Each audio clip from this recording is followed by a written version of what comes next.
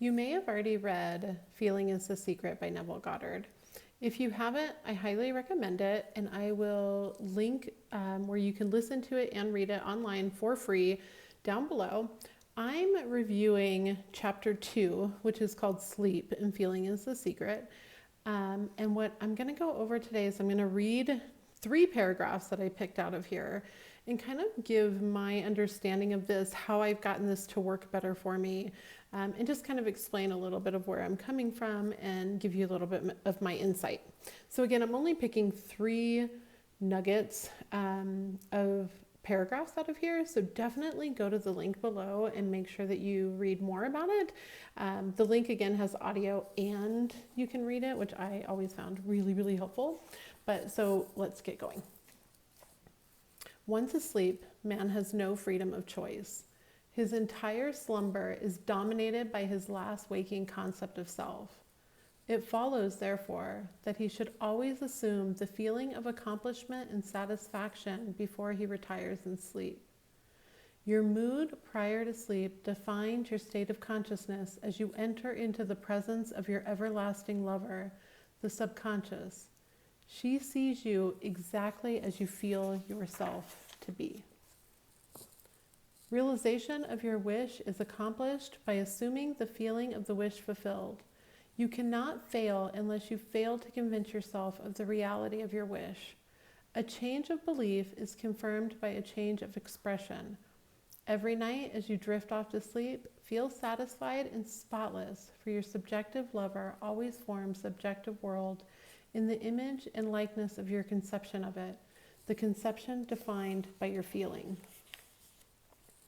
While you are awake, you are a gardener selecting seed for your garden. Your conception of yourself as you fall asleep is the seed you drop into the ground of the subconscious.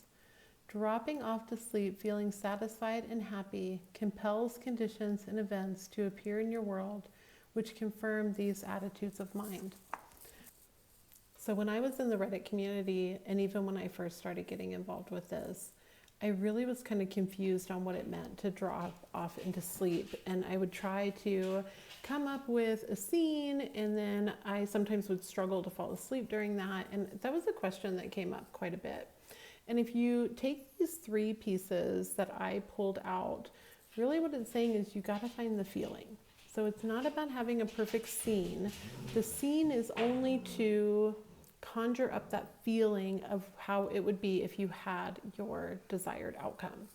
And really what you can also do, and what I have found has worked very well for me, is if I take out anything specific before I go to bed.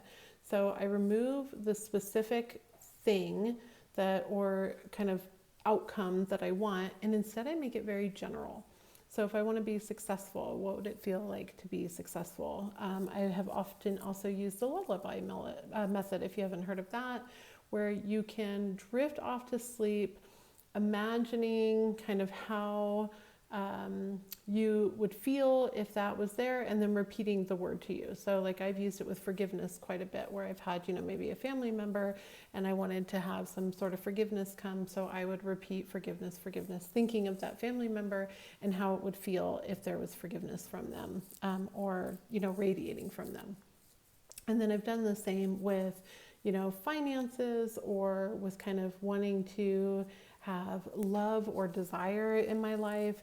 You're able to just identify this feeling and go into the feeling instead of trying to conjure up this scene right before you go to sleep. So what I recommend is about an hour, 30 minutes before bed. I always do revision. I'll do another video on that. But if you spend some time just kind of sitting and thinking of, you can do a scene at this point. What would it be like if I had this that happened? If I had it, what would identify that? What would be a scene that would imply that this had happened? And if you sit in that feeling for a little bit, you can kind of bring up those feelings of what it would be if you were successful and you had had your desired outcome. And from there, you can carry that into going to bed. So creating a nighttime routine, going back to the habits that you have every day, if you look at a nighttime routine, start to build in time for you to pull these kind of things back in. review your day, revise anything that had come up that you don't appreciate. Go over things that went really well for you, no matter how small. Review the joys that you did. Take a look at your day tomorrow. Like, take a look at the day that you're going to have tomorrow. What are you going to do that's for you in that day? And a lot of times when I start my night that way, I'm able to start the next day much better.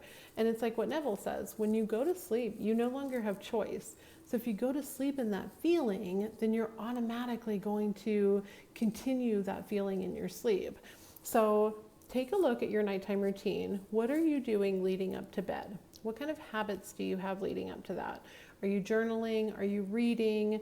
Are you reviewing stuff that maybe is causing you stress? Are you watching something that's causing you stress? Are you on your phone up until the minute that you're going to bed?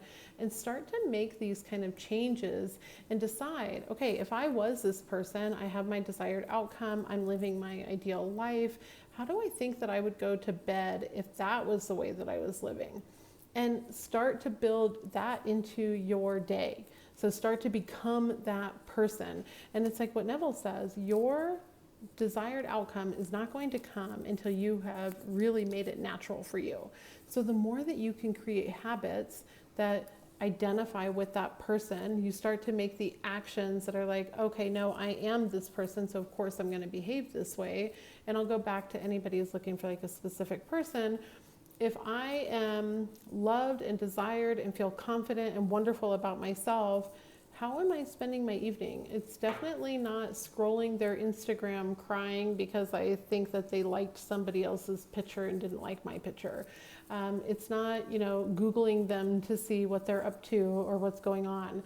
It's not sending them some 3-paragraph message about how they're wrong for the way that they treat me and I'm not going to put up with it anymore and I'm just over it.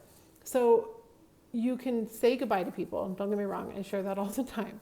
But at the same time, if you are looking for love in your life, these would not be the behaviors that you would do if you had the love. Those are the behaviors of someone who is desperately seeking the attention from a specific person. And when that is the feeling that you have, and those are the habits that you are creating each day, and that's the identity that you have, that's the cycle that you're going to continue. So I hope this made sense. I will definitely be doing more about that chapter and other chapters in Neville's book. If there's any questions, leave them down in the comments. If you liked this, definitely please go ahead and subscribe so you can get my posts as they come out. And I look forward to hearing from you soon.